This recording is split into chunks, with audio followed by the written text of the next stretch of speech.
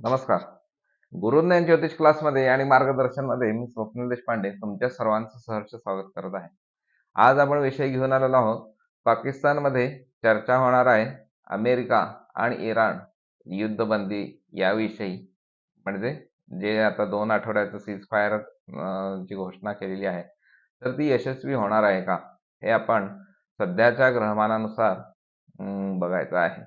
विषयाकडे वळण्यापूर्वी तुम्हाला तुमच्या कुंडलीबद्दल काही प्रश्न असतील, तुमच्या आयुष्यात काही प्रश्न असतील, तर आम्ही तुमची कुंडलीचा अभ्यास करून आम्ही तुम्हाला नक्कीच मार्गदर्शन करू. हा आपला व्हॉट्सअप नंबर आहे 98 22 11 94 72. या नंबरवरती तुम्ही तुमची जन्मवय, जन्मतारीख आणि जन्मस्थळ हे आम्हाला पाठवायचं आहे आणि त्याच्याबरोबर तुमचे असलेले प्रश्न लिहून पाठवायचे आहेत. त्याची आम्ही कुंडलीचा अभ्यास करून तुम्हाला त्याचं उत्तर द्यायचा नक्कीच प्रयत्न करू. वळूया आपल्या विषयाकडे. आज तारीख आहे 10 एप्रिल 2026 आणि 7:38 सकाळी मी हा व्हिडिओ करत आहे आणि कोल्हापूर हे स्थळ आहे. तर शेअर मार्केट ट्रेडिंग मध्ये सुद्धा जे काही लोक सध्या आहेत त्यांच्यासाठी सुद्धा हा व्हिडिओ उपयोगी ठरणार आहे. त्यानंतर युद्धविराम हे नक्की होणार आहे किंवा नाही हे प्रश्नाचं सुद्धा उत्तर तुम्हाला या ठिकाणी मिळणार आहे. आणि हॉर्मुझ सामुद्रधुनी चं काय होणार आहे, कारण ते इराणकडेच राहणार आहे का सर्वांच्या म्हणजे अमेरिकेकडे जाणार आहे, हे सुद्धा आपण या ठिकाणी बघायचं आहे. तर मेष लग्नाची ही कुंडली आहे. शुक्र हा प्रथम स्थानी या ठिकाणी आहे, आपण बघू शकतो. वृषभ राशीमध्ये हर्षल आहे. मिथुन राशीमध्ये गुरु आहे. सप्तम स्थान हे प्रतिस्पर्ध्याचं स्थान कुंडलीमध्ये समजलं जातं.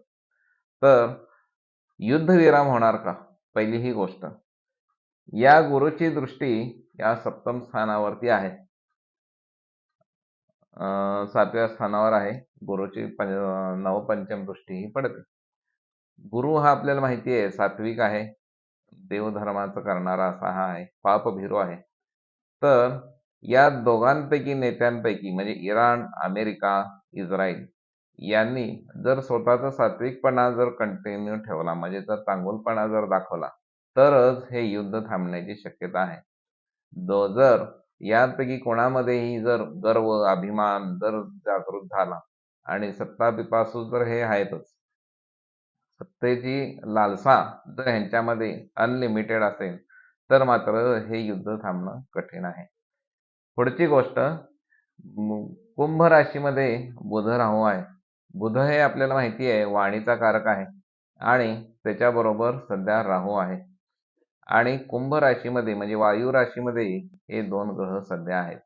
याचा अर्थ आता ज्या काही पाकिस्तानामध्ये घोषणा केल्या जातील किंवा ठरवलं जाईल, हे भविष्य काळामध्ये म्हणजे येणाऱ्या काही दिवसामध्येच आपण म्हणू शकतो, हे कंटिन्यू राहील आणि हे शब्द पाळले जातील याची कुठलीही खात्री नाही मित्रांनो. त्यामुळे हे जे आता युद्धविराम, जे 15 दिवसाचं युद्ध चालू आहे, युद्ध थांबवण्याची घोषणा आहे, ते थांबणं माझ्या दृष्टिकोनातून हे कठीण आहे. कारण जे काही आता वचनं दिली जातील, घेतली जातील, त्याचा कुठलाही परिणाम या युद्धावरती होणार नाही आहे. आता या ठिकाणी शेअर मार्केट ट्रेडिंगचं काय आहे, ज्या दिवशी म्हणजे परवा दिवशीच सांगितलं की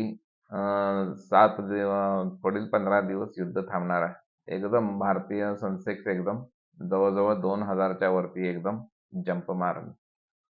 अशा काही बातम्या असल्यामुळे येत असल्यामुळे एकदम जे शेअर मार्केटमध्ये उछाल येतो, तर ट्रेडिंग करणाऱ्या लोकांनी याचा फायदा घ्यायचा आहे आणि यातून फायदा मिळवायचा आहे आणि बाहेर पडायचं आहे.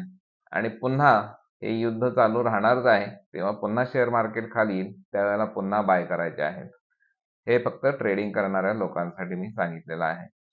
कारण नुसत्या बातमीने जर 2000 सेन्सेक्स वर आला असेल, तर युद्ध जर कंटिन्यू आणखीन पुढे चालू राहणार आहे, तर आणखीन ह्याच्यापेक्षा आणखीन सेन्सेक्स खाली येऊ शकतो. त्यामुळे फायदा हा नक्कीच ट्रेडिंग करणाऱ्यांनी मिळवायचा आहे.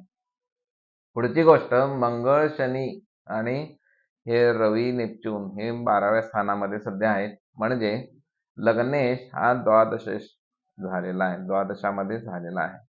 म्हणजे आत्ताच्या ज्या काही घटना घडणार आहेत सध्याच्या काळामध्ये, त्या भविष्य काळामध्ये फार नुकसानकारक असणार आहेत, हे मात्र या ठिकाणी फार जाणवत आहे. म्हणजे जे काही युद्ध होणार आहे ते जवळजवळ प्रत्येक जण 30-40 वर्ष मागं जाऊ शकतो आणि ते भरून काढण्यासाठी फार वर्ष जाऊ शकतात.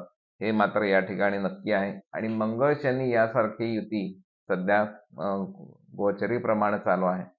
त्यामुळे अनेक नरसंहार होतील, रक्तपात होईल आणि युद्ध काही हे थांबणार नाही. हे मात्र नक्की. तुम्हाला काय वाटतंय कमेंटमध्ये सांगायला हरकत नाही. बघूया येणारा काळ ठरवेल काय होणार आहे. परंतु माझ्या दृष्टिकोनातून हॉर्मझ समुद्रधुनी ही मात्र अगदी महत्वाची जागतिक रक्तवाहिनी म्हटलं तरी हरकत नाही. कारण इथली नस जरी दाबली इराणनं तरी संपूर्ण जग थांबवण्याची ताकद या इराणमध्ये आहे. व्हिडिओ आवडला असेल तर लाईक, शेअर, सबस्क्राईब करायला नक्कीच विसरू नका आणि तुम्हाला काही प्रश्न असतील तर तुम्ही या नंबरवरती आमच्या संपर्क करू शकता. नमस्कार.